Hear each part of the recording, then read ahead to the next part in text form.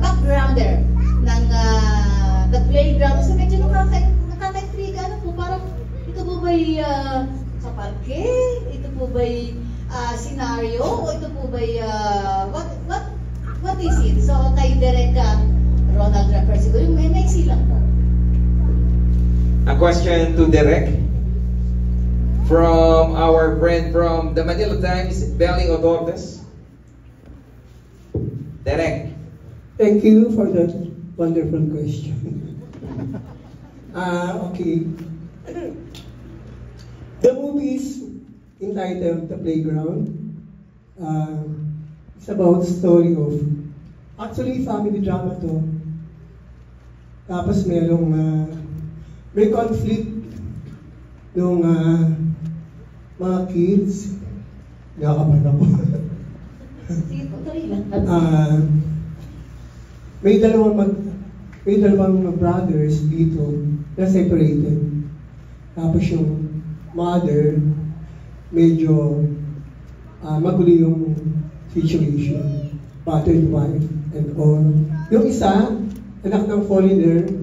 Yung isa, anak ng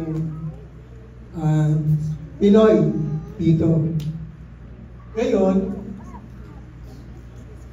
yung pusong anak, na-involved sa isang sindikato ng child trafficking. Kasi masama yung naging ano niya, masama yung naging childhood niya. Battered child din siya. Sinasaktan ng ama, binubugbog, kasama yung ina. Ngayon, yung anak sa foreigner, nung namatay yung father, hinanap niya yung nanay niya. So, he went to the Philippines para hanapin yung mother niya. May nakapagsabi. Tsaka isa pa, alam niya na taga-Pinas yung mother niya. Hinanap niya sa isang situation, doon sila nakita-kita, at yun ang sasabihin ng pelikula. In other words, Direk, malayo ito sa Batang Quiapo. Ano naman? Pero kami artista dito. Wala dito si Tanggol. Ano po? Ay, wala. Meron dito, si Jerome. Oh. At saka yung tunay na artista sa Batang Quiapo, si Richard. So ito po ay mag-reflect pa ito ng ating kasalukuyang mga sitwasyon, ng ating mga family. And may mga mapupulot pa tayo dito mga golden rules ganyan para sa ating mga magulang? Syempre, kailangan kasi may mga children na kasama sa pelikula. So, meron ditong values, good values na matututunan yung mga kabataan. Okay, thank you, Direk. Thank you. Mamaya po babalik ako. Maraming salamat, Direk. Maraming salamat, Ma'am Belly, for that question. And next, na magtatanong from the press. Si Kuya Dick Cantos. Sir Dick, good afternoon, sir. Magandang hapon po. Ilang porsyento po ng pelikula ang na-shoot sa Lucena City? And bakit po dito napiling gawin ang pumili itong location na to? And to answer the question, si Bernard. Maraming salamat, sir. Ako na ulit ang sagot kinuna namin ng buong pelikula 100% dito sa atin, Lucena City.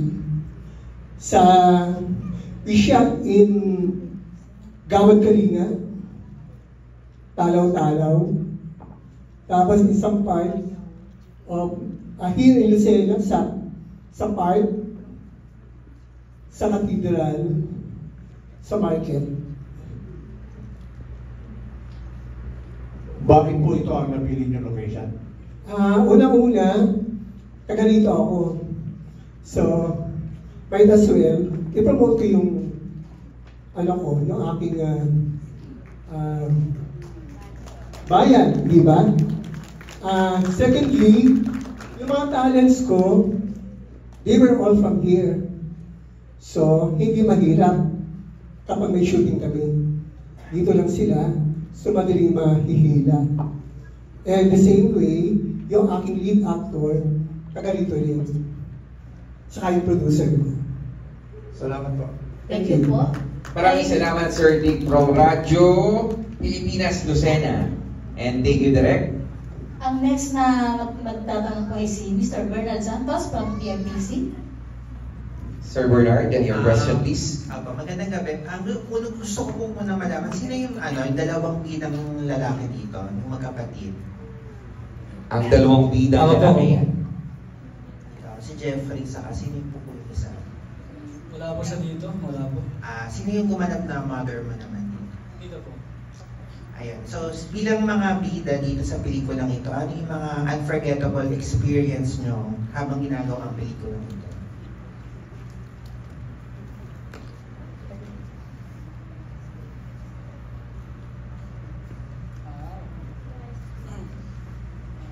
Sa akin po, totally lahat po kasi first time ko ako po na gumawa ng pelikula.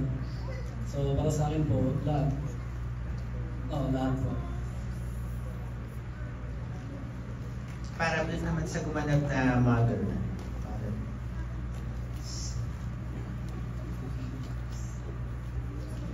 Magandang hapon po sa inyo. Si Ma'am Michelle ang gumanap na mother. Yes po, ako po yung gumanap na mother ng dalawang bida sa pelikulang ito. Naging memorable po sa akin itong movie. Actually, unang-una dahil nakakilala ko ng mga bagong talents din ng Lucena.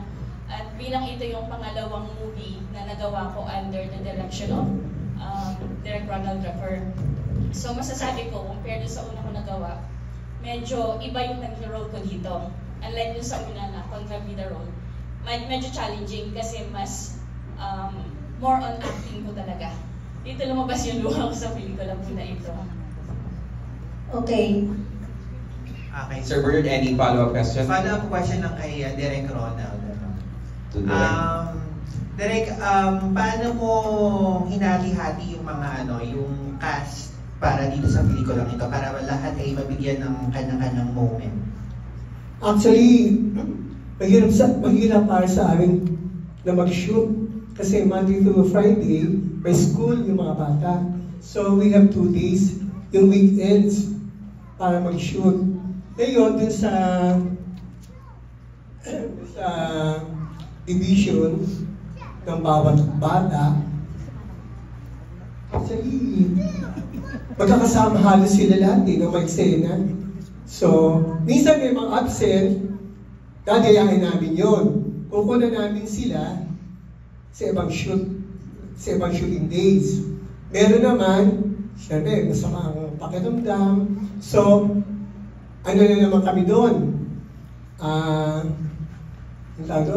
Lagali na naman kami kasi pagdating ng weekend, okay na naman siya. So, habol kami sa ibang eksena. Ang dito, bottom line is, yung mga bata, dahil sila very cooperative. Kung yung sinabi mo, sumusunod naman sila. Kung yung oras yung call time, dumati naman sila hanggang back up. Maraming salamat, Direk Ronald. Thank you. Any follow-up question, Sir Bernard? Meron pa, tama na. Okay na, salamat. Okay. Maraming salamat, Direk, and maraming salamat, Sir Bernard from PMDC. Okay, kasundan naman tatanong kakatong si Mr. Danny Estacio. Sir Danny, good afternoon, Sir Danny. Thank you, Danny Estacio po, Manila, Philippines. Kasi napansin ko lang po na maraming mga bata ang kasama sa cast. One question, sila po ba ay kompleto sa mga papeles or mga concept o may mga po ba sa Dole, sa BSWD? At second po, dahil kung sila po ay mga first timer sa pelikula, ano po ang mga pinagdaanan nilang preparasyon bago po sumalang sa shooting? Okay, thank you. Doon sa sinasabing preparation, before we shot the movie, nagkaroon kami ng workshop, acting workshop.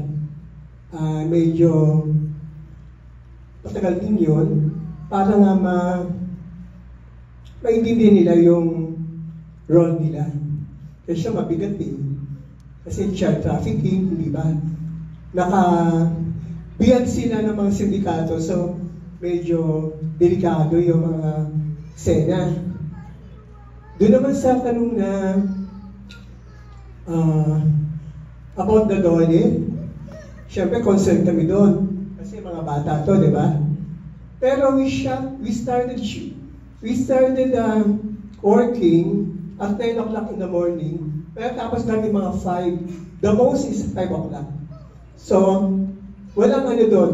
Walang problema doon.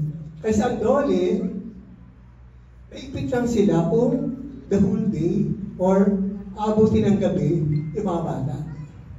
At hindi namin ginawa yun. Actually, at 4, tapos na kami. Yun po. Maraming salamat, Direk. Any follow-up question from Sir Danny Estacio? Okay na, maraming salamat, Sir Danny. Thank you. Thank you, Papa Tom. Si Miss Pana naman. Good evening, Good afternoon po sa Good lahat. afternoon.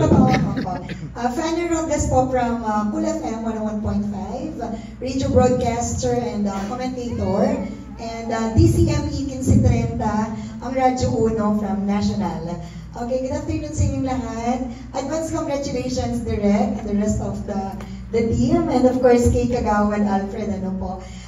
Question ko is, kasi kanina, natanong na kung ano po yung mga pinagdadaanan nyo and the challenges na, ay tatanong ko yung challenges between you, Direk, and the main characters. Kasi sabi niyo po, aside from nahirapan sila dun sa class, they have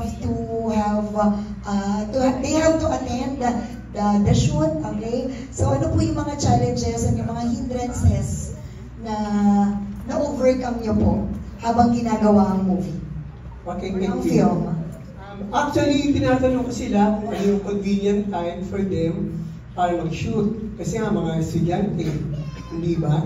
So, kung ano yung kaya nilang ibigay na yun nga, tuwing weekend lang Saturday, Sunday, doon lang kami nag-shoot.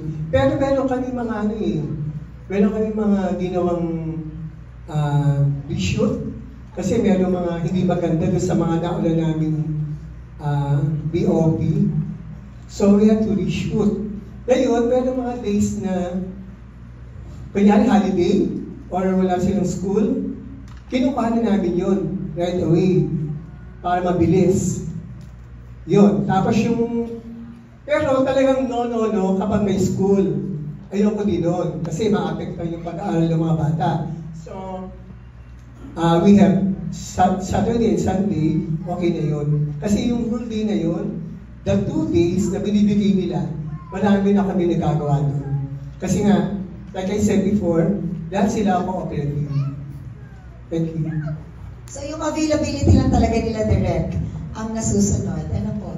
Even weekends. Okay. Thank you, Direk. Maraming salamat, Ma'am Pana and Direk. Si Mr. Mel naman. Hello. Hi. Good evening, sir. Wait na. Hello. Good afternoon. Magandang gabi and congratulations sa lahat ng cast and crew ng The Playground. Thank you. And advance good luck to you. Gusto kong tanungin ang lead actor, si Jeffrey. Hi, Jeffrey. Of course, you can understand Tagalog naman, no? Ano po ba? Marunong ka namang umintindi ng Tagalog. Opo. Kamusta ang Tagalog mo? I heard kasi parang hindi ka pa sanay sa Tagalog. Okay naman po. Pero araw-araw po ako natutunan ako ng bagong words, mga ganun po. Okay. Also, since bago ka, you're a newcomer, introduce yourself to us para makilala ka ng readers, viewers. Ano ang personal background mo, family, etc. Ako po si Jeffrey Diazaron. Pinanganak ako sa Pilipinas. Then umalis kami sa Switzerland. Switzerland. Doon Natira po- ka sa Switzerland. Ano po? Pagkapanganak ko dito, natira ka sa Switzerland kayo? Opo. Doon po kami lumipat. Doon ka na rin lumaki? Doon ka Opo. nag-aral? Opo. Doon po ako. Opo. Elementary, high school? Okay, sige, kwento ka lang ang personal background. Ang dalawang iniling ko nung bata pa ako ay maging artista po o kaya isang boksingero. Eh yung boxing tinigil ko dahil working student po ako. So wala akong time mag-training kasi work sa araw sa gabi, so yun, kaya tinigil ko po. Eh lagi nang dyan po yung sa isip ko yung try mo mag-artista, parang yung gustong-gusto, parang dyan. Yun po. Mula nung medyo bata-bata ka, gusto na mag-artista? Opo. Dalawang gusto ko eh. Maging boksingero o kaya artista. Yung dalawa talaga. So wala na yung dream? Tumatatak sa isip ko nung since yung bata pa ako. Wala na yung dream na maging boksingero? Ano ba? Wala na yung dream to become a boxer? Ang pag-boksingero, passion pa rin. Pero ginagamit ko nga sa bagay na para maging action star. Ganun. Okay. Sinong ina-idolize mo? Si Robin Padilla. Gusto mo bang maging next Robin Padilla? Opo, ng Quezon. Robin ng Quezon po. So, kamusta ang anong hindi mo makakalimutan experience sa shoot? Kasi kinakabahan ka ba? Gaano ka ka-excited? Kasi alam ko matagal mo pinagandaan to, pinaghintay. Anong pakiramdam na ngayon, ito na ang palabas nyo? Excited na medyo kinakabahan pa, pero okay na. So, anong makikita namin sa iyo sa pelikulang ito?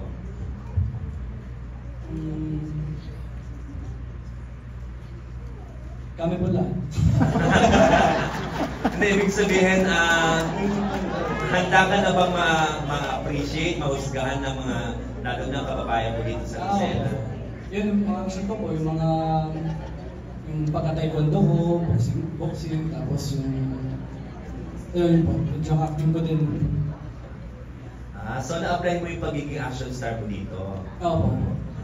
So marami ring action scenes? Marami din. Eh sa dramatic scenes, hindi ka ba nahihirapan? Nahihirapan talaga, pero every shooting, doon ako natutunan. Lalo na sa mga kasama ko, tinutulungan ako para mag-acting. Yun. Ano masasabi mo?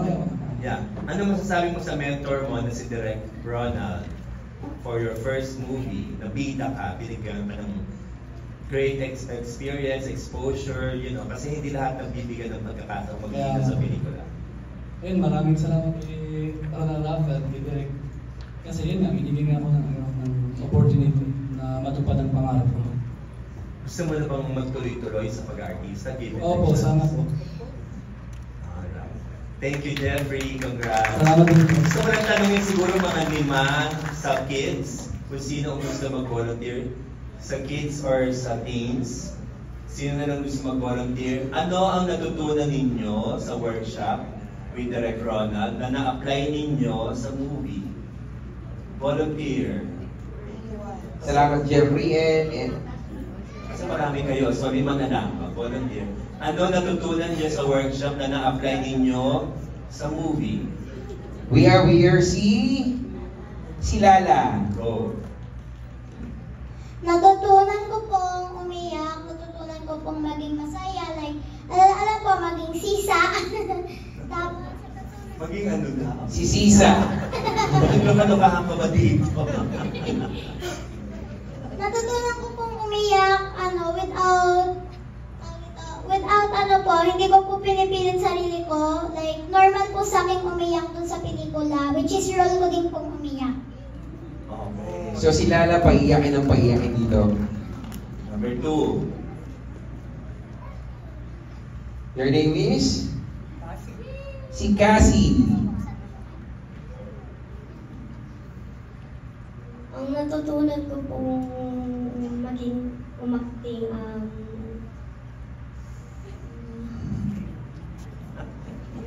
Okay lang yan, kaya mo yan, girl. umiyak din, yung mama po, tsaka umakting. Parang pare-pareho yun. Okay lang yan, para masanay. So, okay, next, number 3. Salamat, Cassie. And our third. Paano kayo magiging artista kung hindi kayo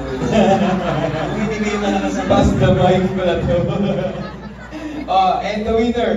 Hello. Yung ano, yung naka-gray, yung naka-gray na... Naka-gray, yung naka-gray. Yung naka-gray na bagets, ang cute.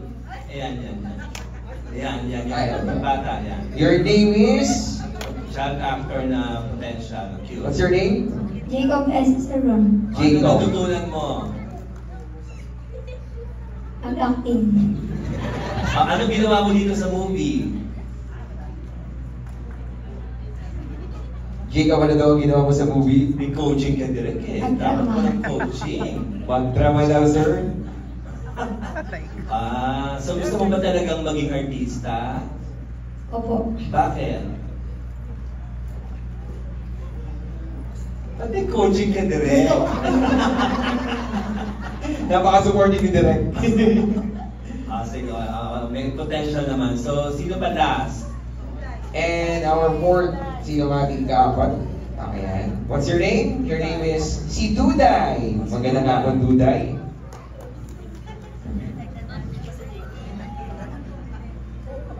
How was your experience daw, Duday? Kamusta ang iyong experience sa iyong movie? Okay lang. Okay lang. And tinatanong ni Sir Mel, kamusta daw dito? Ano daw ginawa mo sa pelikulang to ngayon? Acting. Umacting. Anong role mo dito, Duday? Ikaw dito si? Napaka-supportive ni Direk. Ba't may coaching pa rin nasa Ikaw camera? ay? Ikaw dito yung biktima. Hindi ka, bida ka dito, hindi ka naging kontrabida. Biktima ka dito. Yun ang ating abangan kung ano nga bang gagampanan ni Duday bilang biktima. So bilang biktima, umiyak ka din dito. Umiyak ka din, Duday? Opo. Sir Mel, any question to Duday? Kasi, gusto ko lang, kasi we have limited time lang, di ba? I have a question from the lady in green. Maraming salamat, Duday. Thank you. Thank you, Duday. Wala kasi siyang nameplate. Yung katabi ni Jeffrey, sorry. Katabi ni Jeffrey. What's the name? Ella. Ella. Hi, Ella. Please introduce yourself. You're so pretty. Give us a background. Nag-modeling ka na ba? Nagpa-pageant? Hello po, my name is Donella Marie Arnaras. I'm 20 and currently po, I'm a commercial model under Reco Modeling Agency. So, first movie mo to or hindi naman? Yes po, first movie po and